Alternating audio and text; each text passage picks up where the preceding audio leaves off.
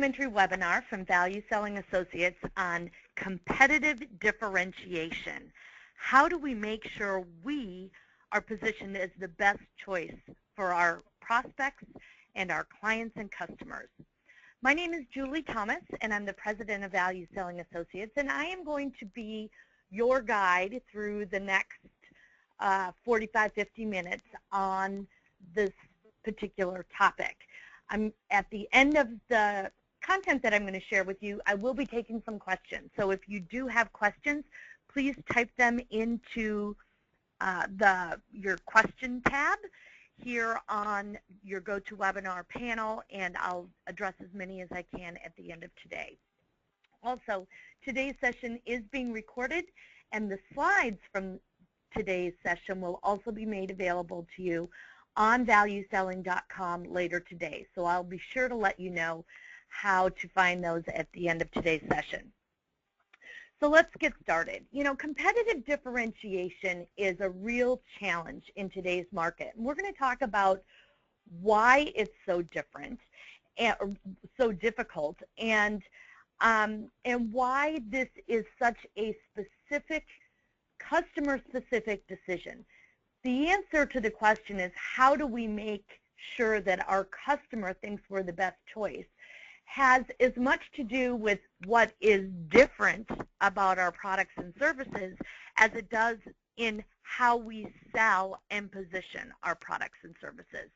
So we're going to be talking a little bit today about the how do you as a sales rep make sure that your differences are meaningful to your prospects, that they matter to your prospects, that you actually can add incremental value to your prospects because of the uniqueness of your offering. And we're going to talk about competitive differentiation in a broader spectrum than just product differentiation. When we look at just product differentiation, that's when this whole differentiation process, in my opinion, becomes much more difficult. So we have to approach it in a broader perspective than just looking at the products. So let's dive into it.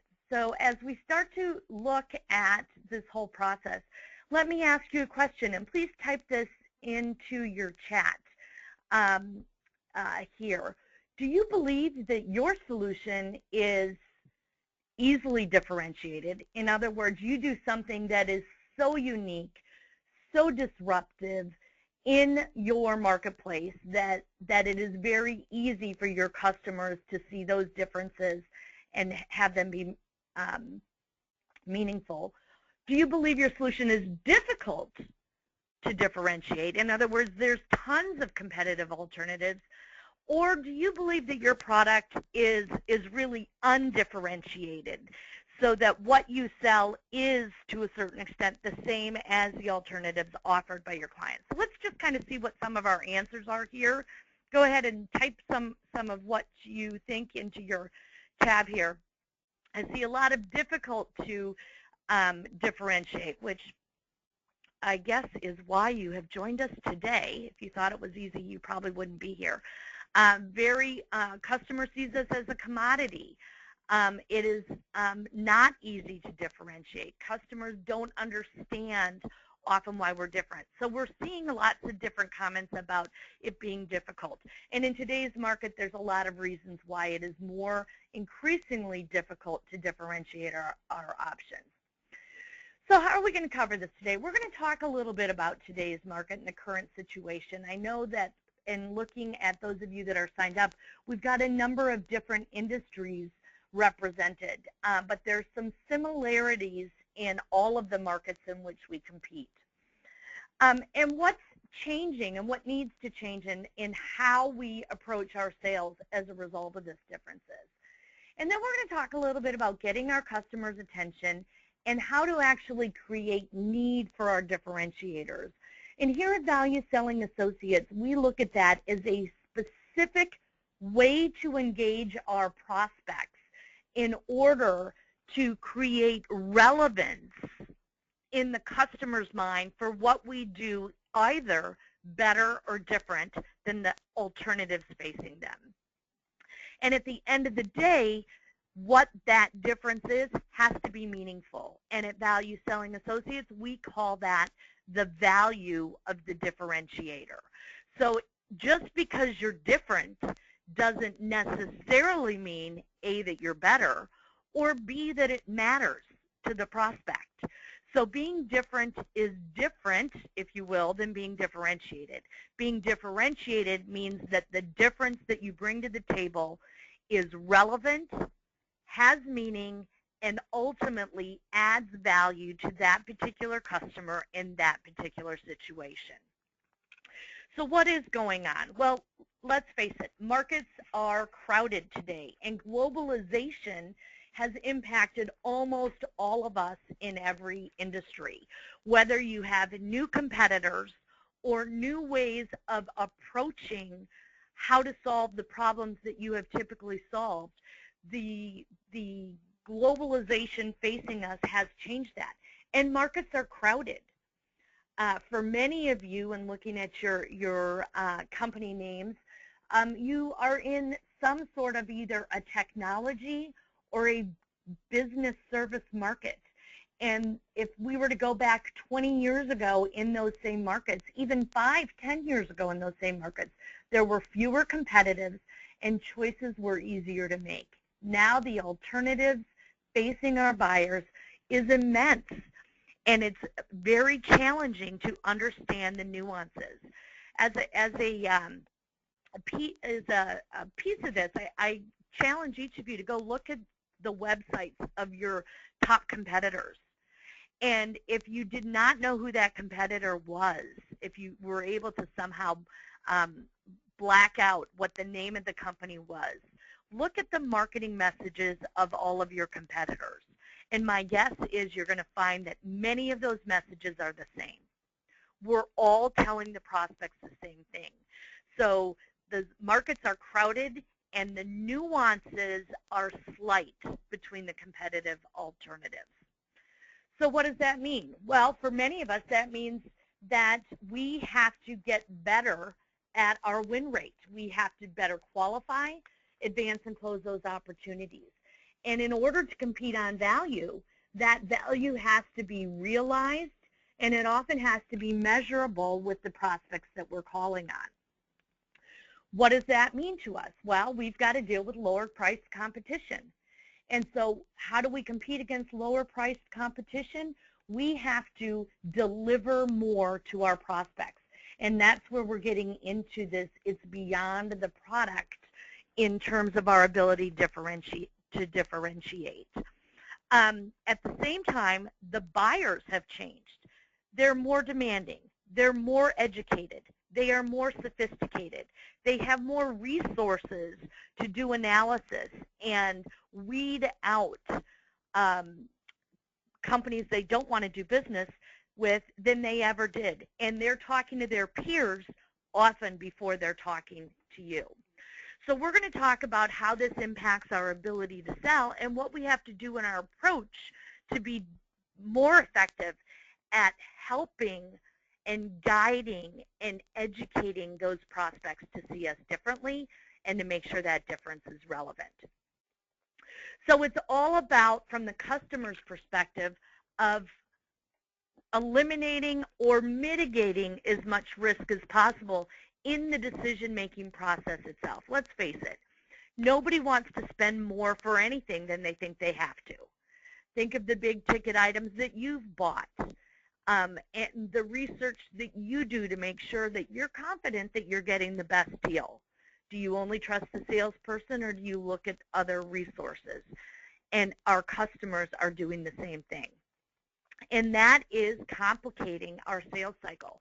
One of the things that I'm hearing more and more from our clients is that it is as much about competing for capital as it is about the head-to-head comparison. And what I mean by that is often when we are working a sales cycle, it's not, am I going to solve this problem or look at this solution from company A or company B, and that's the decision I have to make. I'm often, as a sales rep, trying to make sure that the problems that I solve and the business value I can bring to that company is more important than other problems they might be solving.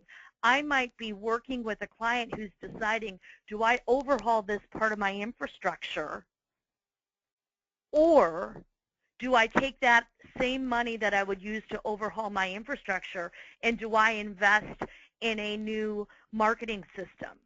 So it's not always a head-to-head competitor today. It is, am I going to fund this project at all? And when we're competing for capital, we need to then understand the broader relevance of what we're being compared to and what the overall value is that the customer expects. And that value becomes the critical component. It's not about being different as much as about being relevant and helping build the case. So these are the metrics that we're often being asked to address with our clients. Return on investment, total cost of ownership, time to market, time to revenue. And we need to be able to understand our relevance, our meaning in their language, in their paradigm. And it's an interesting transition to go as we go from pushing product and solution to adding value to the customer and how we are able to what we call tee up our differentiation and really create need for our differentiation and challenge sometimes those customers to think differently. Educate our customers in order to persuade them that we will add more value, that we will over-deliver on the expectation relative to the investment that we're asking them to make. Value doesn't equate to the lowest cost.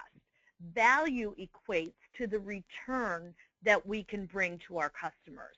And that's where we need to get differentiated in that customer mind. So what does this mean to you? I said that differentiation is about as much how we sell as to what we offer. And so our behaviors, our skills, our competency has to change in order to remain competitive. And that differentiation in most cases has to extend beyond product capabilities. I work with a number of different companies that sell what they like to position as a solution set. And they want their salespeople to create need and sell multiple service offerings, multiple components to a solution in order to increase their margins at the end of the day and lock in those clients to a broader solution set that they offer. When those sales reps from some of these companies find themselves in a head-to-head battle with a competitor and they haven't created need for the bulk of the solution, differentiation is slim to none. So if I am selling one piece of hardware versus a head-to-head another piece of hardware, I'm selling a Toshiba laptop versus a Dell laptop, or a one piece of software or set of functionality versus another piece of software and functionality, and all I'm focused on is that product itself, it is often very difficult to differentiate. Parity at the product level is pervasive in most of the markets that we're dealing. So to be successful, we have to expand that differentiation to not just include the product, but also include the experience and the perception of how they can do business with us. That's where we hear about companies differentiating on service or their terms and conditions or other ways to go beyond product capabilities and differentiate on the experience of doing business with you. And then at the end of the day, that value dialogue has to be meaningful to the customer. I'm sure you can all look at your recent wins. Look at what you've closed in the past 30, 60, 90 days. And ask yourself, why did that customer buy? Why did they select us?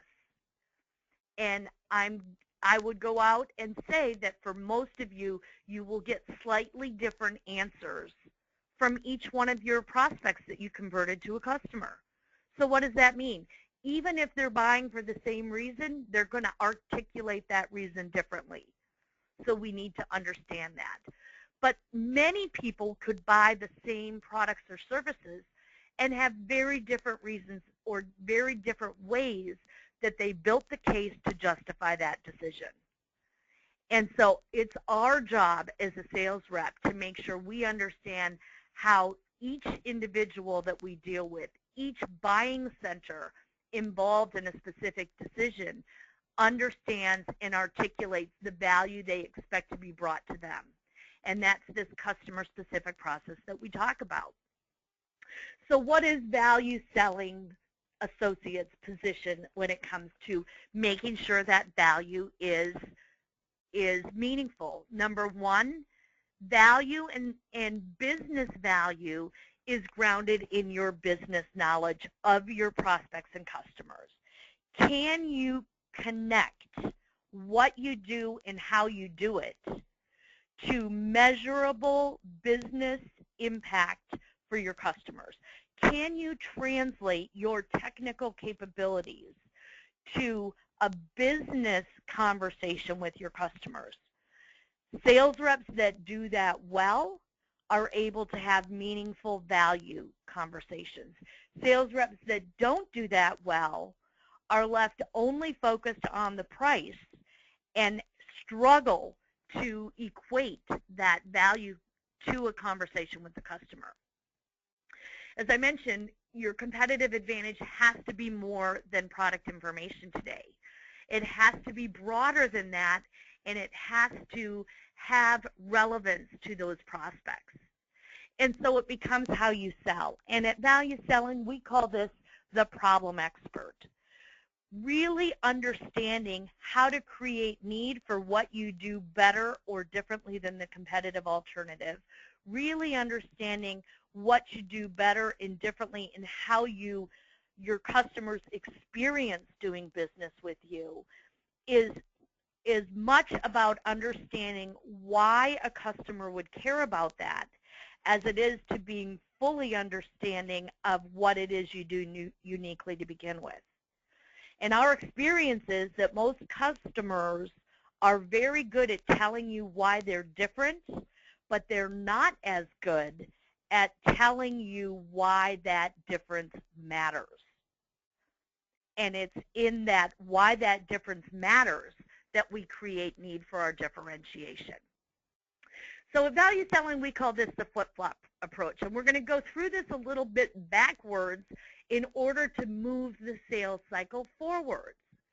And so we want to know what causes people to listen. We want to know what gets their attention. And for everybody, it's a little bit different. So we're going to give you a mechanism to understand what the individual that you're talking to cares about so that you can create that context.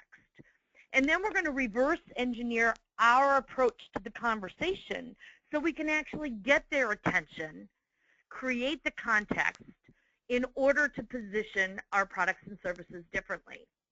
And once we do that, then of course we've got to educate. We've got to connect our solution and demonstrate to the customer that what they have now told us they need and the way they need it, that we can actually fulfill that with our products and services. And then from a best practice approach, our clients work with us not only in helping the sales reps know how to conduct the dialogue, but to having consistent messaging across the entire customer-facing organization that aligns some of these principles to how they communicate their differentiated value proposition to the customer. You know, for years it was about, do you know what your value proposition is? Can you tell me what your value proposition is? And the value proposition is a very important promise that we all need to understand of the potential value that we can bring to our customers. But we need to take it beyond the value proposition to that relevant value calculation that an individual customer would make. And that's where our sales skills become critical in how we navigate and manage these conversations. So I said we were going to start by reverse engineering the value buying process. So let's look at this. This is how we look at the value buying process that our customers and your customers go through when they're making a decision. Some of our customers go through this very overtly. I'm in the process of working with one of the ValueSelling Associate managing partners on a very regimented request for proposal. And they have been very clear at articulating what's going on in their business, the problems or challenges they're trying to solve, and what they're looking for in a solution provider. And they've outlined the exact process that they're going to go through to do that. Other clients aren't as overt in their buying process. You may get a call and say, hey, I've been asked to do some research on some different solution providers in your space. Can you tell me a little bit about how you do that? What that to me says is somebody in that organization has identified that there's a problem we're solving, and they're sending some research to. So when you think of this value buying process, think of this at a high level of what an organization would need to do to ultimately spend money. And I often talk about this value buying process as if I was having a conversation with a financial stakeholder in an organization. And I went to that financial stakeholder, whoever that is, maybe it's the CFO in the organization, and said, I want to spend $100,000 on XYZ product. And I envision that conversation with that CFO goes, interesting, $100,000. Well, that's a lot of money. Let's talk about that. So let's look at that. What's going on in the business that leads you to think that we have that we need that type of a solution? What is that solution going to do for us that we can't do for ourselves? The problems. And as you looked at that solution and came up with that $100,000 investment, what other alternatives did you look at? How did you determine that this was the best solution for our business at this time?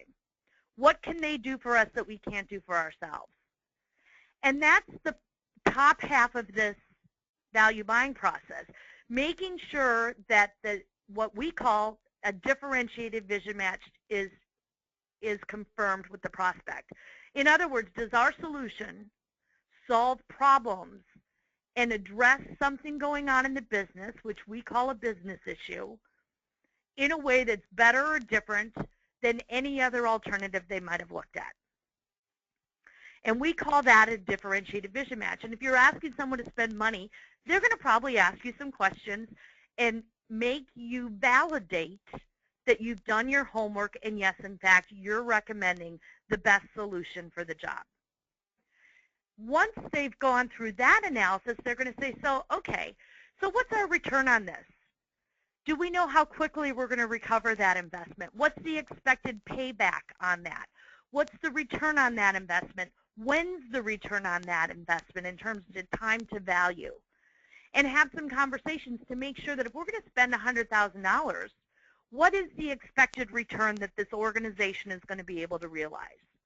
At Value Selling, that's the crux of what we teach salespeople to do in terms of helping them facilitate conversations with a client that quantifies the expected impact of doing business with you, the expected positive results, positive value in business terms of doing business with you.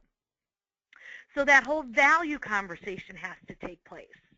And we as salespeople need to make sure the people that we're calling on understand and believe and buy into that potential value that we can bring to them. And oh, by the way, that potential value has to be perceived to be greater than the expenditure that they're going to make on us.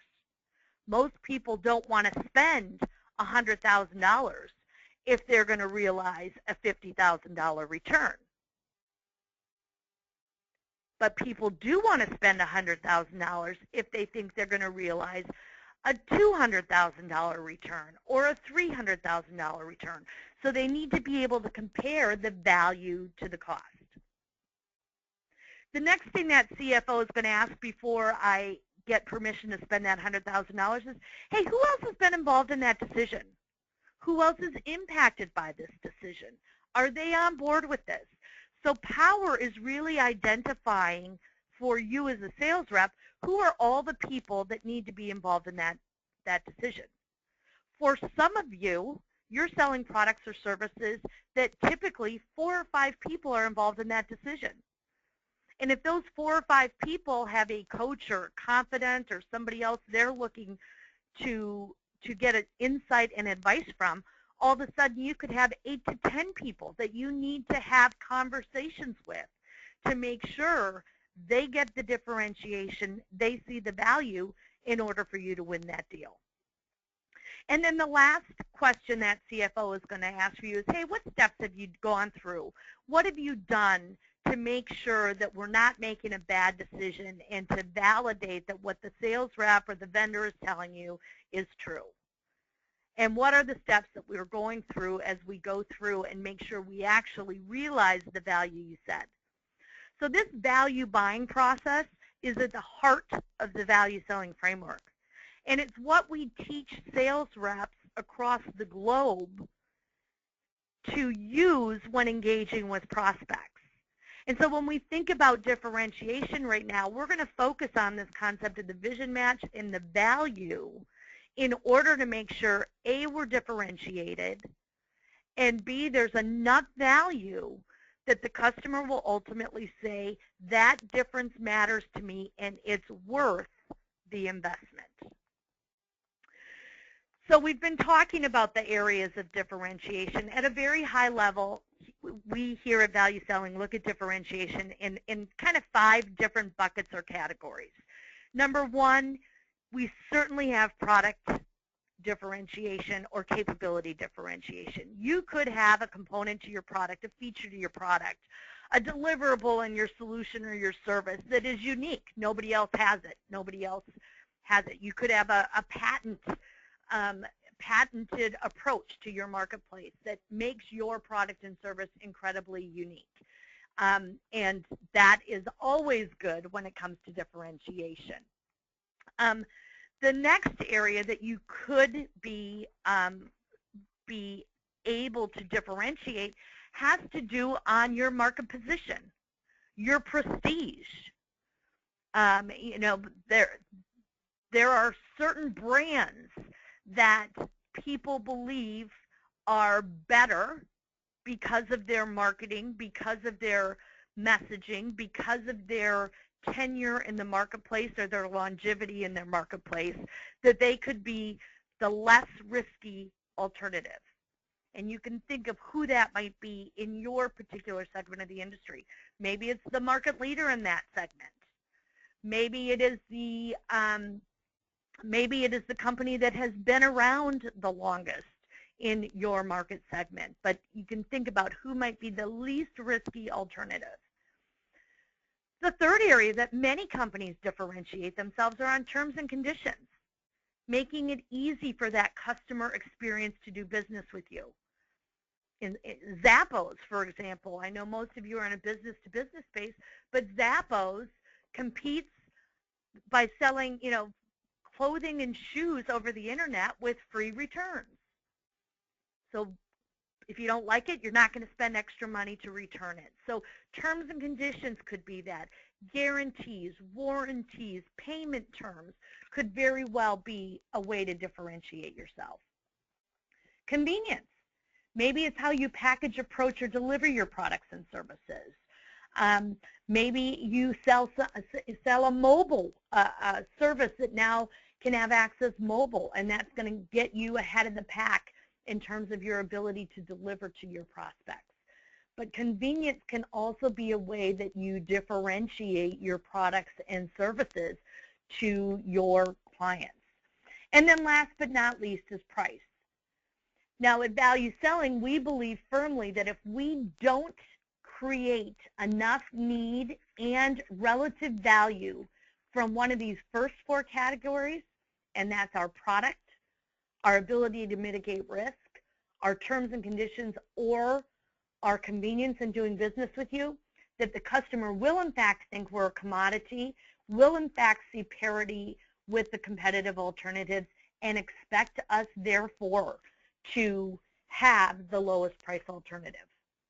And we have to get deliberate at creating need for that differentiation so that the price doesn't have to be the tiebreaker. That doesn't mean that our price isn't fair, and it doesn't mean that price is never going to come up, but it does mean that we don't want to solely compete on price. We want to compete in some of these other areas. So what is the exact process to do this? And I'm going to walk you through some of the steps, and we're going to think about this a little bit differently. But one of the premises in being able to differentiate yourself is twofold. There's two different premises that I want you to think about. First of all, in order to effectively differentiate yourself from the competition, you need to know who that competition is, and you need to know what and how they position themselves. So it is very difficult to competitively position yourself and differentiate yourself if you are dealing with a competitor that you know nothing about. And it's even more difficult if you don't even know who that competitor is. So we need to understand that in order for us to differentiate. Number two, we need to have confidence that what we do is unique and better. Some of the clients that I work with, when we go through this process, the biggest eye-opener for them is that the sales reps all of a sudden have the confidence, as well as the competence by building the skills in this area, that their product and service is worth it, that they can approach a set of problems differently and uniquely, and that will bring meaningful, relevant value to their prospects. So think about that for yourself. Challenge yourself. Do I believe it? Because if you don't have the confidence that your value is great enough to justify your price, you're either selling the wrong products or services, or you need to go do some homework to get that level of confidence. Sales is often just a transmission and conveyance of confidence between the salesperson and the buyer.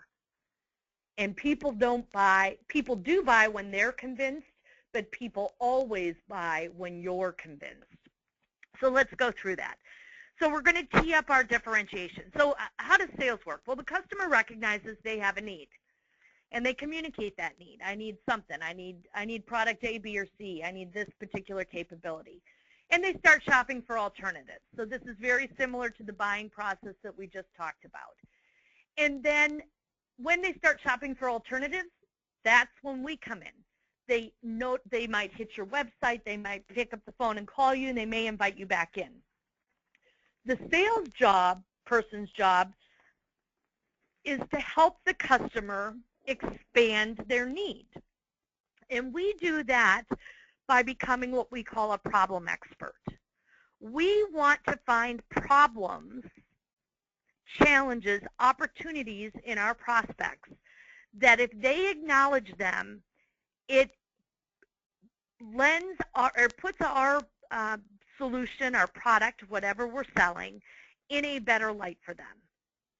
So if I am selling consulting services along with my hardware or software, and the customer just calls and asks me about my hardware platform, I'm going to want to go back and probe about their in-house staff, their in-house skill set, their experience about rolling out these platforms and maintaining these platforms in order to see if I can't uncover problems that my consulting services would solve. And then if I can bundle that hardware capability and that consulting service with in the prospect's mind in a total solution, I am likely to be perceived as different than if I'm just competing on the hardware alone. So we're going to spend that time focusing on those problems as we go through this. And that's really where the differentiation process takes place. Many salespeople think that the key to differentiation is knowing and being able to recite the list of capabilities that you do different. But it's beyond that. It's the so what behind that that really ends up mattering for our prospects. Because when we uncover those additional problems, we can then really fully make sure that we are differentiated. Have you ever had a situation where somebody asks you to tell me about your company or tell me about the products or services you sell, and you go through a laundry list of what you think are kind of the best capabilities that you have or the unique capabilities you have, and you kind of, at some point, you can see in the prospect's mind that they've lost interest. And it's likely because you've either given them some information or told them about something that A, they either don't think they need, or B, don't think they want, and therefore you've given them a reason not to buy. So this key to differentiation is also creating the context so that if you've got 5 things that you know are your top 5 differentiators, you want to know if the customer only cares about 3 of those so that you can highlight those 3 and not harp on the other 2. And that's key to this. One of the questions that we go through when we go through exercises with this with our prospects is so what?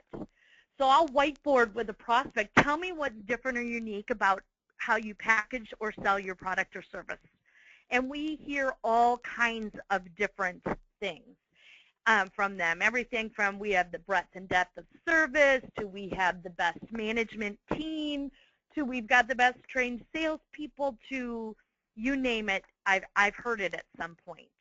And I always ask them to say, so what? So what? So if you're a prospect and you tell them we've got the breadth and depth of service, best breadth and depth of service in the industry for this particular offering, and you say, so what? How would you answer that? Because the key, if breadth and depth is your number one differentiator, then the key is creating need at both ends of the breadth spectrum. Do you want individual and mass marketing, as well as the depth? Do you not only need high level, but do you need to go deep?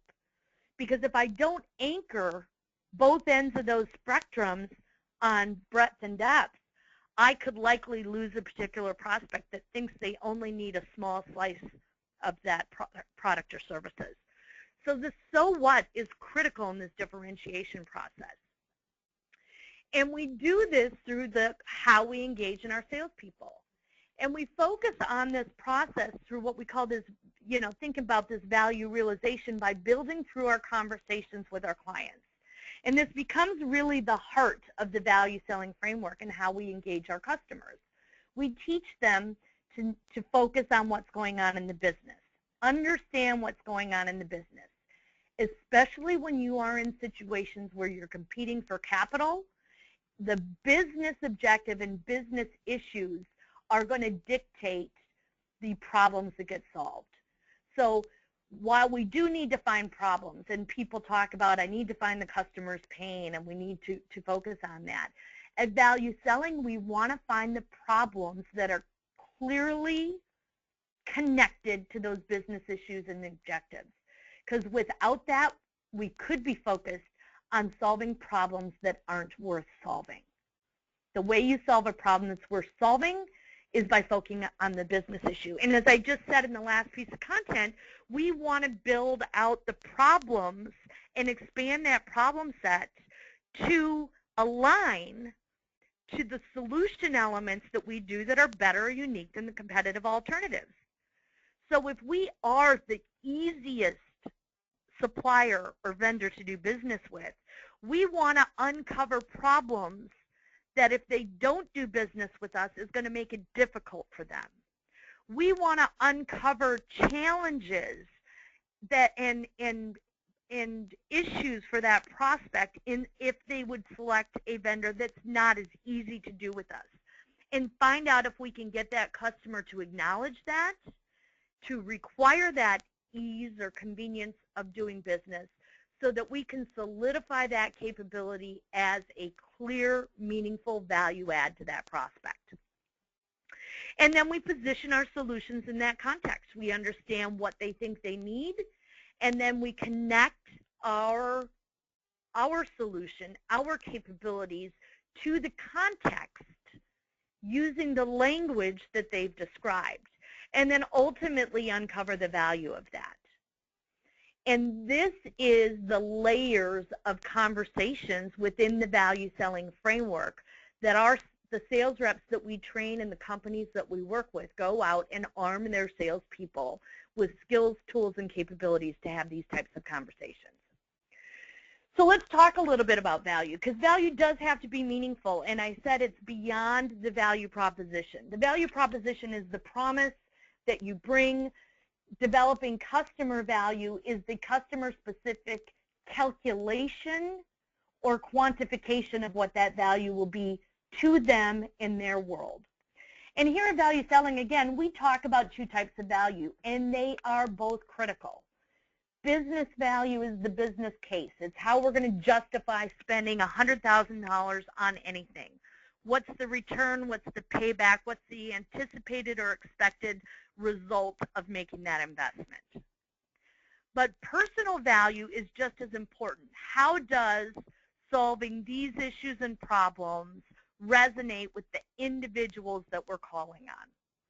How do we understand what's important to the individuals that we're calling on?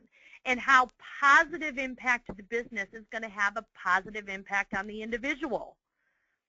And we want to have that conversation with our prospects as well. So let's talk about the different types of value. Business value, we've got hard value.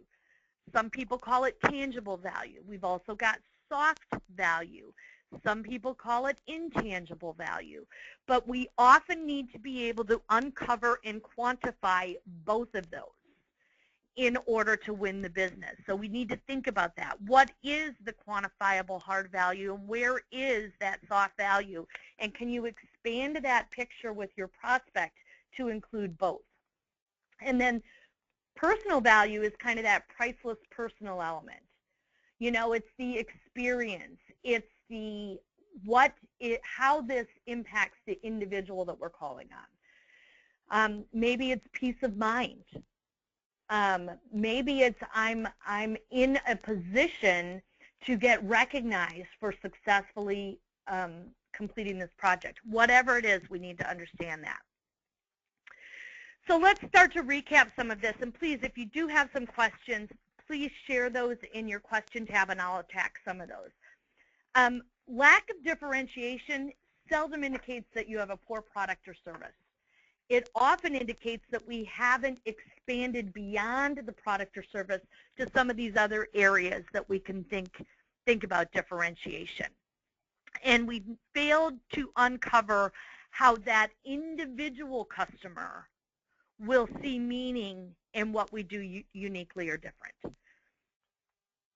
And the reality is, in most cases, our customers won't figure it out for themselves correctly, or they won't figure it out for themselves completely, which means we need to back them up sometimes in their conversations, in their thinking, challenge them to think about additional problems that they might be facing, and educate them on how and why our product and service can add incremental value to them, how we can over-deliver on their expectation relative to the investment we're asking them to make. So just to kind of think about this as we highlight and I go to questions, being different is insufficient. Being different is just that. It is a tally of what we do differently. We have, you know, I sell a 2-day class and somebody else sells a 3-day class. Who cares? I have one set of capabilities, somebody has a different set of capabilities. That is being different, and that is not the same as being differentiated. Being differentiated says that we have successfully connected our capabilities to real problems that the customer wants to solve. And often the salesperson has to do that deliberately. We have to do that purposefully, and we have to think through how we're going to expand their need, how we're going to expand their requirements in order to position what we do in a way that we are differentiated. And then last but not least, the so what question. Can the customer answer that so what? Can we add relevant, meaningful value to that customer as a result of what we do different or uniquely in the marketplace? So here's a couple of call to actions that I'm going to ask you to think about this. Think about how you can expand your buyer's requirements to prioritize on the uniqueness over your competition. Maybe think of a specific competitor that you're working with and go through and think about, well, how do we approach this uniquely? And then think about the value and how you're going to engage a customer to see if they might see it the same way. And that's really the end of the crux of this whole process. It's preparing how to deliberately manage the conversation for the purpose of helping the customer see and acknowledge that your approach, your solution, your packaging, your product will add incremental value to them in their customer-specific situations. So, as I give you this call to action, I am going to go ahead and start looking at some of the questions, and then I'll wrap up and show you how you can get this information. I've got a comment here. I would claim that brand depends both on capabilities and risk mitigation, not just one of them. Absolutely could be true. I would agree with that. Your brand could have a number of different meanings or ideas that comes into a cower, into the prospect's mind when they're thinking about it. Another question here. When you look at the value buying process, what is power and what is plan? Power and plan are two of the dimensions of qualification that value selling works with our clients in understanding. Power, in the context of the value buying process, means are we actually making sales calls and challenging and educating the people that actually have the ability to make the purchase decision. Oftentimes, salespeople get lost or stuck in calling on people who can't buy. So at Value Selling, we teach them some tools and techniques to really identify and ultimately gain access to those people who have the power to make the decision. And plan is the plan with the customer for them to realize the value. So when we talk about a plan and we teach our value selling sales reps how to create plans, it's really about how to create a timeline with the customer for them to achieve the value, this meaningful result that we've been talking about, and use that in the sales cycle to improve forecast accuracy and help make the customer really visualize and understand that value that you can bring. So thank you for joining us today. Let me share with you a little bit of information as we wrap up today's webinar. First of all, later this afternoon, you will find these slides as well as the recording on valueselling.com. All you need to do is look at resources and webinars, and they'll be up there, as well as we're announcing what our next webinar will be on. If you're on valueselling.com and you're looking for more sales resources, please visit our e-store. We've got lots of good things for you there, including e-learning and books. Our next webinar, please put this date on your calendar, will be on April 23rd at 10 a.m. Pacific time. Same time, same channel. We'll be sending you all the invitations to that as well. And it's about how to avoid the P word, how to keep that conversation focused on value and price. And we'll give you some tips and techniques to address that today. Last but not least, any other questions that I didn't get a chance to address, please go ahead and send them to me. If you liked today's webinar, please share your comments or feedback either on our LinkedIn site or on our Facebook site. We'd love to hear from you. Or tweet us at at valueselling.com. That's VALUSELLING. We'd love to hear your comments. We'd love to answer your questions on social media. Have a great day. We'll see you in April. And thank you very much for taking time out to join us. Take care.